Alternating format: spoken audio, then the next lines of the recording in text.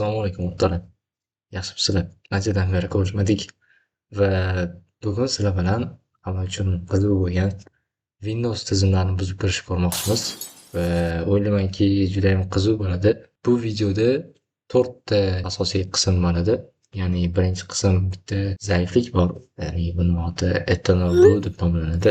Va bu zaiflik orqali buzib kirishib ko'ramiz. Undan keyin nimalar qila olamiz? Misol uchun, yuzerlar haqida ma'lumot olish va ularni parollarini buzib ko'rishga harakat qilish. O'sha kompyuter orqali agar ularni kamerasi mavjud bo'ladigan bo'lsa, kameralarni buzib kirishni simulyatsiya qilsak bo'ladi.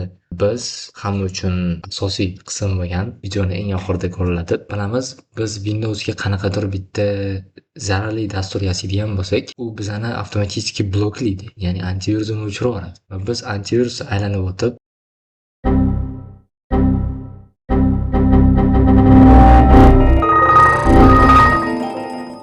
zararli dasturni o'sha kompyuterga o'rnatib ishlatishga harakat qilamiz va bu yoqdan biz o'zimiz o'sha kompyuterga access olgan holatda, ya'ni unga ulanib olishni ko'rib ketamiz.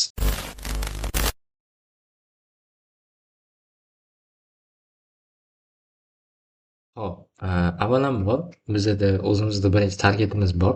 Shu targetdan foydalangan holatda birinchi nmap scan'ni o'tkazamiz va shu nmap scan orqali biz ushbu zaiflik sizlarga qanaqa paydo bo'lgan, nimadan kelib chiqqan, qanaqa bo'lganini tushuntirib ketishga harakat qilaman.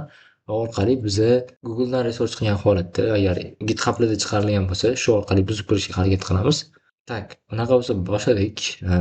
Bizda bo'ladi birinchisi targetimizni birinchi scan qilib olamiz. Scan qilib olsak, birinchi bo'lib o'zimizning targetimizni mana shu portlar ochiq ekan. Keldi, men bundan to'liqroq ma'lumot olish uchun dash a va dash t besh berib turib, misol uchun to'liqroq ma'lumot olishim mumkin. Keldi, bu joydan biza vaqtni olmaymizda, to'g'ridan to'g'ri aynan o'sha portda scan qilib, sizlarga tezroq natijani ko'rsatib, nima bo'lyapti o'zi bu yerda, shu narsani ko'rsatishga harakat qilaman. Nima qilamiz va bu yerdan asosiy o'sha portimiz 445-portimizda bo'ladi bizning zaifligimiz va 192, 168 va 115.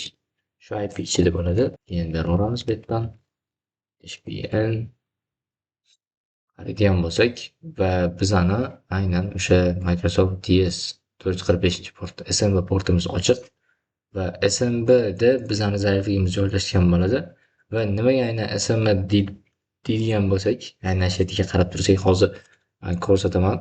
Tak, bizda kella shu zaiflikka biz aynan shu 445-portida nmap script optionlardan foydalangan holatda sinab ko'rishga harakat qilamiz. Tak, sudo nmap xuddi shuni beraman va 445 dan keyin dash script optionni bergan holatda bunga tenglashtiraman. Nima smb vuln bilan boshlanadigan hamma zaiflikka, ya'ni mana shu IP ni mana shu portiga sinab ko'r deyman. Agarda smb vuln bilan chiqadigan zaiflik mavjud bo'lsa, uni menga chiqarib ber degan maqsadda bu sintaksni yozdim. Enter qilsam, sen kutamiz. Xo'p, qaraydigan bo'lsak, bu yerda bu aniqlaganlari bizda bo'ldi. 3 ta SMB ni tekshirgan. 3 ta SMB ni tekshirgan va 445-portimiz bizda ochiq va qaraydigan bo'lsak, SMB vuln MS 1061 va 54 bilan tekshirgan. Bittasida status access denied chiqargan, bittasida false chiqargan va uchinchisi, ya'ni MS 1710 da vulnerable, ya'ni bu Windows SMB zaifligi uchun vulnerable chiqdi. Bu yoqda zaifligi haqida to'liqroq ma'lumot oladigan bo'lsak, o'sha remote code execution vulnerability'si bor. Vulnerability o'zi nima degani? Mana shu zaiflik degani. Zaiflik mana shu Microsoft SMB birinchi versiyasida bo'lgan ekan. Xo'p, yana to'liqroq qaraydigan bo'lsak, CV larni bergan, CV ID'larni va bu CV'larni olib turib men GitHub'dan qidirib yoki umuman research qilib topib bunga tegishli bo'lgan POC'larni tekshirib ishlatib ko'rishim mumkin. Risk factor high deyapti. Tak, shu Microsoft SMB version 1 bu yoqda qachon chiqqani bu zaiflikka bu yoqdan o'zimiz qidirib ko'rishimiz mumkin ekan. Kerakli mana shu CV ni endi internetda qidirishga harakat qilamiz balki bu bordir. Shunchaki men kelaman, bu zaiflikka qo'yaman, GitHub desam, GitHub exploit va birma-bir kirib tekshirib ko'rishim mumkin. Aynan bu zaiflik oti nima deb.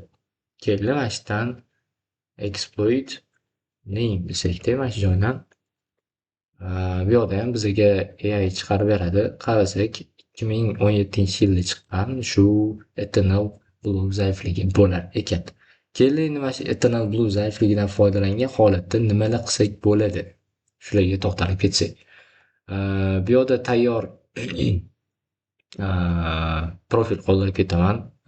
Polni GitHub'lar har bitta modul, har bitta nima bo'lyapti, qanaqa bo'lyapti, har bittasiga skript orqali ishlatib ko'ramiz. Undan keyin MSF konsol orqali shu zaiflikdan foydalanishga harakat qilib ko'ramiz. Bu orqali nima qilmoqchimiz? Har bittasini mana shu video davomida ko'rsatib ketaman. Okey. Birinchi o'rinda buni olamiz repozitoriyani. Nima qilamiz? Git clone cmd komanda va bu Win7 Blue zaifligini GitHub'ni o'zimga klon qilib olaman. Va ichiga kirsam va bizda nima bor endi? Albatta chmod plus x permission beramiz Win7 Blue skript uchun va bu yoqdan buni ishga tushiradigan bo'lsak, ishga tushirishimiz kerak nuqta slash Win7 Blue va qaraydigan bo'lsak, biz bu yerdan Windows exploit 64 bitlikni tanlashimiz kerak. Xullas 4-indeksda turganini tanladik. Arhost, ya'ni bizani o'zimizdan target mashinamizni berishimiz kerak. Hujum qilmoqchi bo'lgan Windows kompyuterimizni 192.168.115 va localhost, ya'ni localhost bizda qatga, ya'ni u yoqda bizani skriptimiz ishga tushib qatga kelish kerakligi, ya'ni bu bizani localhostimiz bo'ladi. 68.103 IP bo'ladi va local port qatga va qaysi portda ishga tushish kerakligi, ya'ni qaysi portimizga kelish kerakligi. 4.5 kelsin va MSB nima orqali bu yerda shell kod yaratilyapti va bu yaratildi. Endi netget orqali mana shu 4.5 san terminaldan ishga tushiryapti. Right button.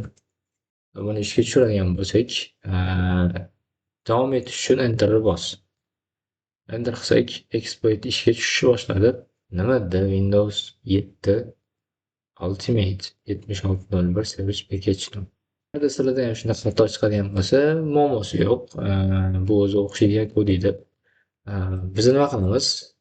Boshqa yo'ldan foydalanamiz, ya'ni sudo msf console va biz msf konsolni ishga tushiramiz, ya'ni Metasploit frameworki va bu orqali keyin o'sha Eternal Blue'ni buzib kirishga harakat qilamiz. Nomini aniqladik, Eternal Blue ekan va biz bu joydan kelib turib search deymiz.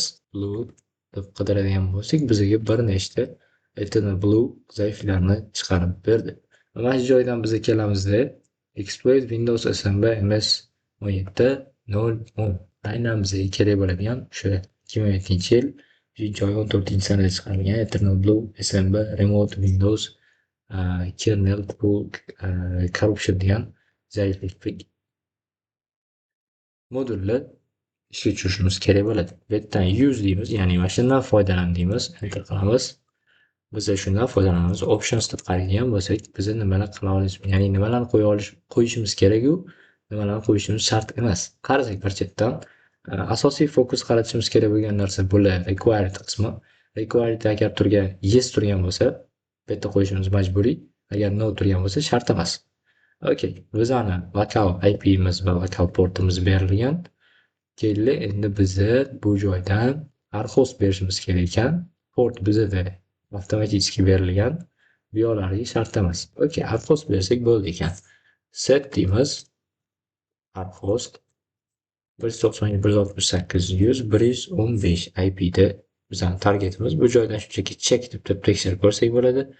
Check va bu borib tekshirib ko'radi va nima deyapti? The target is vulnerable, ya'ni tizim zaif. Va bu zaiflikdan foydalangan holatda biz tizimga buzib kirsak bo'ladi. Nima qilamiz? Shunchaki run yoki exploit deb yozsak bo'ldi.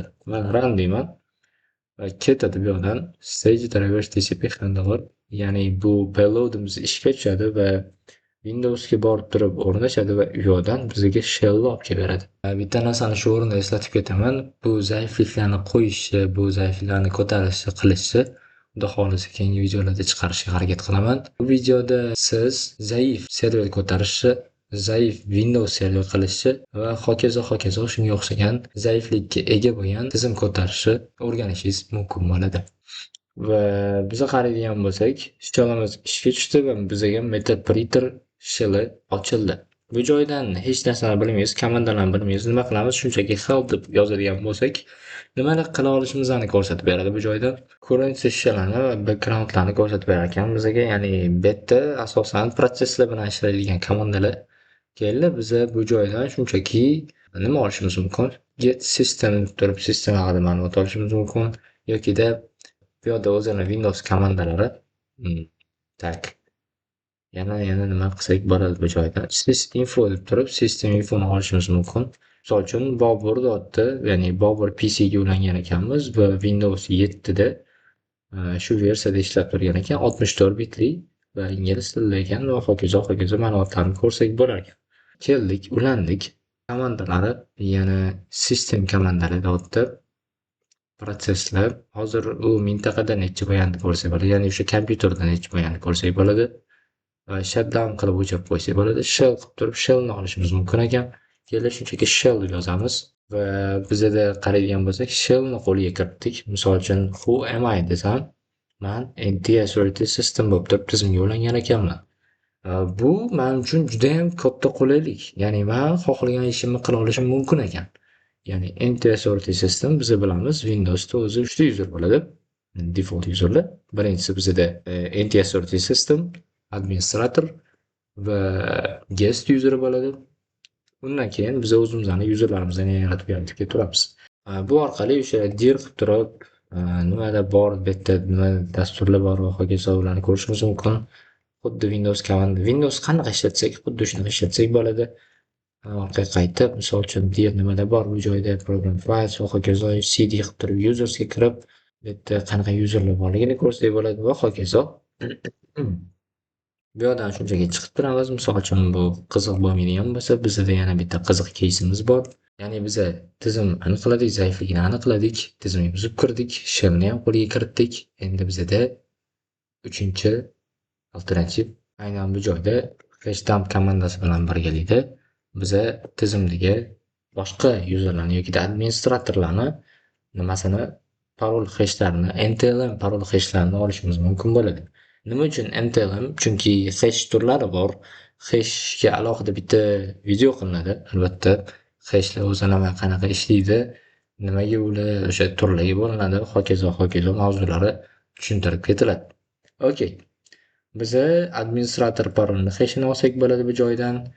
Boburni parolni hashini olsak bo'ladi. Ya'ni ularni biz parollarni bilib olgan holatda keyinchalik o'zimiz yana ularni ko'rishimiz mumkinligi. Davaychi men misol uchun adminni parolni olishga harakat qilaman. Hashcat bilan bu yoqdan men parolni tekshirib ko'raman. Qaysi modda ishlayapti va hokazo. Qarasam menda NTLM bor.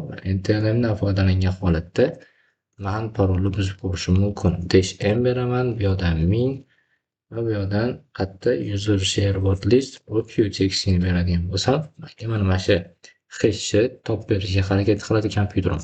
Agarda u mana tizimda bo'ladigan bo'lsa. Men buni oldin ishlatib qo'ygandim. Shuning uchun men shunchaki bu yerdan dash show qilib turib ko'rib ketursam bo'ladi. Agar sizlarda ham ya'ni parol buzish bo'yicha nimadir savollar boshqa bo'ladigan bo'lsa, kommentariyada yozib ketsanglar, men ularga maksimal darajada javob berib ketishga harakat qilaman. Okey. Men shu joyga beraman. Qaytadan dash show desam, menga parolni ko'rsatib beradi. Ya'ni administrator parolini NTLM hashi va bu mana bu joydan boshlanadi bizga. Uni kelib turib qaraydigan bo'lsam, 777 degan parol ekan. Menda admin bor, 77 bor. Yana nima bor bizda?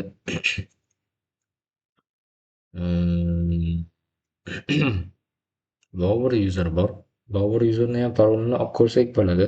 Va buni endi kompyuterda emas, kelinglar biza asosan mana shunaqa parollarni buzish uchun chiqarilgan sayt bor, crackstation.net degan. Va bu sayt orqali biza Va bu borada biza o'zimizni kompyuterimizdan parollamizadigan bo'lsak, bu bilan, ya'ni bu saytda bo'ladigan word listlardan foydalangan holatda parol heshini topib ko'rishimiz mumkin ekan. Bayt o'tdi. Robotga, ya'ni robot emasligimizni tasdiqlashimiz kerak. Crack qiladigan bo'lsak va bizada crack station crack qildi va buni paroli Bobur ekan. Qoyil. Bobur. Da. Buniki Bobur ekan, adminniki 77 ekan. Endi biz nima qilishimiz mumkin? Bu heshni qo'lga kiritgan holatda boshqa shell, ya'ni mmsga natijasida chiqqan nimadan xizmatlarga asosan kirishimiz mumkin. Misol uchun bu yerda ko'radigan bo'lsak 5985 bu yerda VSMan, ya'ni WinRM ochiq turibdi va WinRM bilan biz ularni ko'rsak bo'ladi. Ya'ni evil WinRM va bu yerdan o'zimizni parolimizni beramiz. 77 administratorga 7 administrator va bu yerdan kelib turib IP'mizni berishimiz kerak. 192.168 100 va 115. Kelib turib qaraydigan bo'lsak, bizaga mana o'rtoqlar bizaga admin shellni ham ochib berdi va biz bu yerdan bemalol ishlashimiz mumkin ekan. Endi endi eng qiziq joylardan bittasi bizada bo'ladi. Kameralar listini ko'rishimiz kerak. Birinchi bo'lib webcam list deb yozishimiz kerak bo'ladi bu joydan. Webcam list deb yozadigan bo'lsak, nima chiqdi bizada? Ya'ni webcam degan bitta kamerasi bor ekan, ya'ni u notebookmi, kompyutermi va hokazo. Nima qilsak bo'ladi endi bu joydan? Hozir qaraydigan bo'lsak, desktop screenshotlari, ekran share, screenshot, desktop setini, ya'ni turgan holatini olishimiz mumkin ekan va kelib biza webcam streamdan foydalanib ko'ramiz. Aynan shu holatda nima deyapti? Bu play video stream from the specified webcam, ya'ni qanaqadir bitta kameradan foydalangan holatda bizaga kamera stream qilib berar ekan. Bizaga parolimiz shart emas. Shart emas. Shart emas. Yo guys. Yo. Buni telefon kamerasida ko'rsatishga harakat qilaman. Tak, bizada bo'ladi. Ko'ramiz. Nima bo'ldi? Biza aynan mana bu notebookka buzib kirishga harakat qildik va buni kamerasini oldik, ko'rib turgan edik. Bu esa bizning Windows kompyuterimiz edi.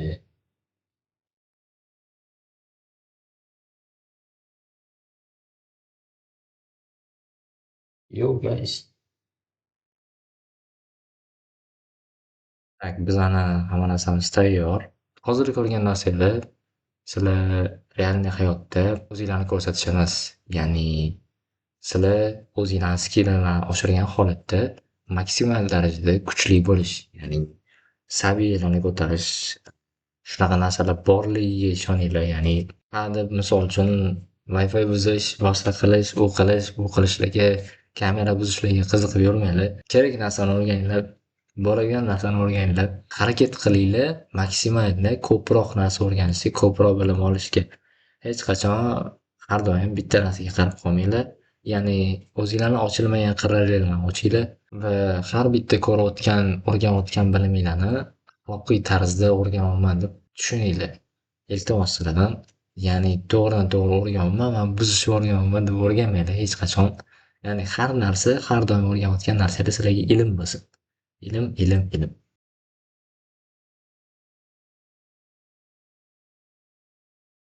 Endi sizlar bilan sal noodatiyroq eksperiment o'tkazib ko'ramiz va bu eksperimentimni linkini video pastda qoldirib ketaman. Ya'ni bu videoni oxirigacha tomosha qilib, aynan shu joygacha kelganlarga tipa maqtov sifatida bu nima bo'ladi desanglar, C2 framework bo'ladi va buni qanaqa qilib yasaladi va bu o'zi nimada ishlatiladi desanglar, любой, ya'ni Windows 10 bo'lsin, 11 bo'lsin, farqi yo'q, antivirusi yoqiq bo'lsin va bu narsalarni hayotda ishlaydigan dasturda ishlab ko'rsataman hozir. Qanaqa bo'ladi, nima bo'ladi, emotsiyalarni, o'zinglarni fikringlarni pastda yozib qoldirasizlar. Unaqa bo'lsa boshladik. Tak. Man man davom etib ketaveraman. Hop, bizada zip fayl bo'ladi. Zip fayldan bu narsalarni chiqarib olganimizdan keyin nima qilamiz? Biza bitta oyna ochib olsak, bu joydan payloadimizni yasashimiz kerak. Bu srcni ichida bo'ladi. Anaqa qilib yasaymiz.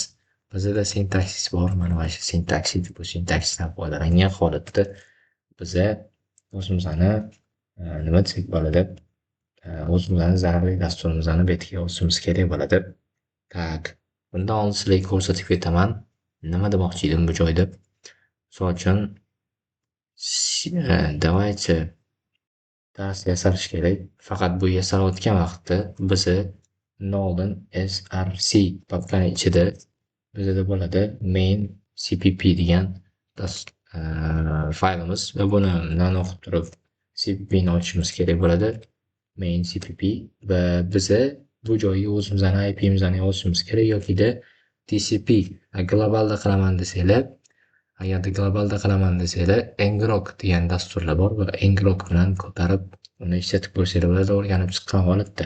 Va men bu yerga o'zim IP'ni beraman, portimni beraman va bu menda tayyor. Buni to'g'irlaganimdan keyin aynan o'sha qismini bu yoqdan kelib turib srv papkani ichida mana bu dasturni ishga tushiraman. Ya'ni x8664 bilan birgalikda convert nimasi olib boriladi C++da va mana bu cppni to'ydan video degan exe faylga o'gir va bu yoqda o'zini kutubxonalar chaqiryapti va bizda to'ydan video degan exe faylimiz bor. Endi buni men sizlarga o'zimni Windows kompyuterimda qilib ko'rsataman. Undan oldin birinchi qiladigan ishimiz bu yerdan C2 serverni ishga tushirib olish. Python C2 serverni ishga tushiraman va bu mana localhost 5000-portimda ishga tushadi. Buni webdan kelib turib ochadigan bo'lsam, mana mana shunaqa UI ochiladi va bu eski Windows kompyuter.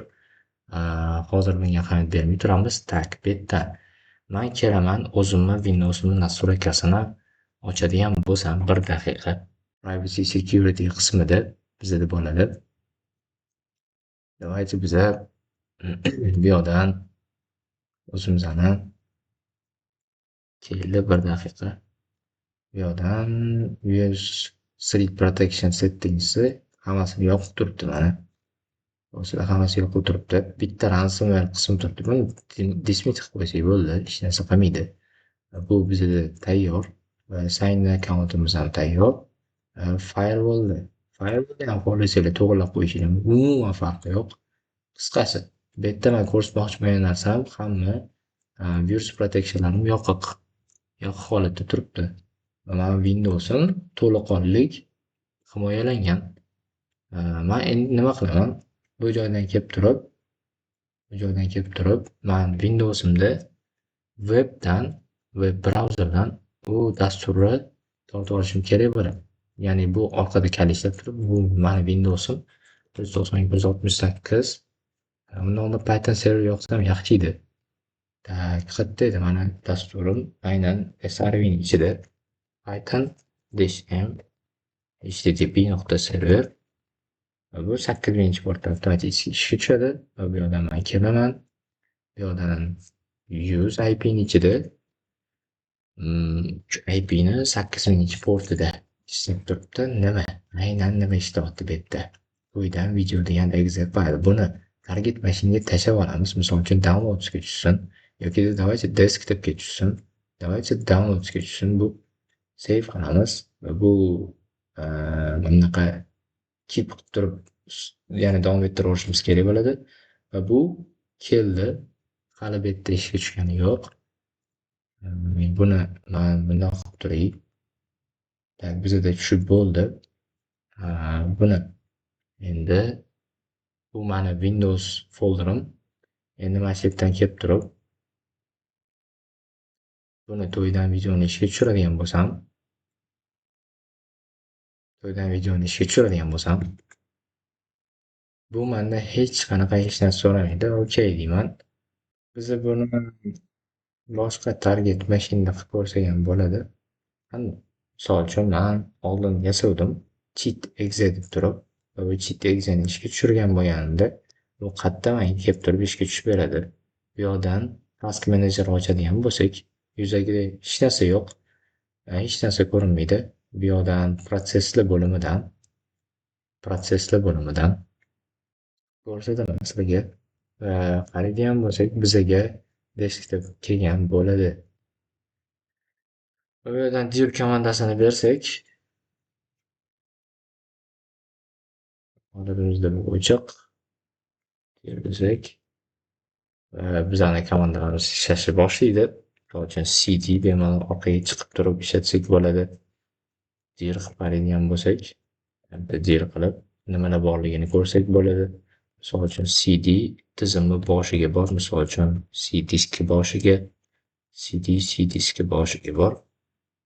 O'tdik bu joydan dir qilsam, dir komandalar ishlamasa 2 marta yozaversanglar, bu yoqda yana ishlab ketadi va shu holatda davom etib ketaveradi. Bu nima qiladi desanglar, xuddi shu boya ko'rganimizdek umuman hech qayerda ko'rinmaydi, faqat background protsessorda qo'shilib qo'ygan bo'ladi. Misol uchun cheat exe buni kill qilib endi task qilib olishinglar kerak bo'ladi. Bo'lmasa bu umuman o'chmaydi, qopqonda ishlab yotaveradi. Ya'ni buni shilini olib bergan holatda. Biz nima qildik? Bu yoqdan kelib turib nastroykasini ko'rsatadigan bo'lsam buni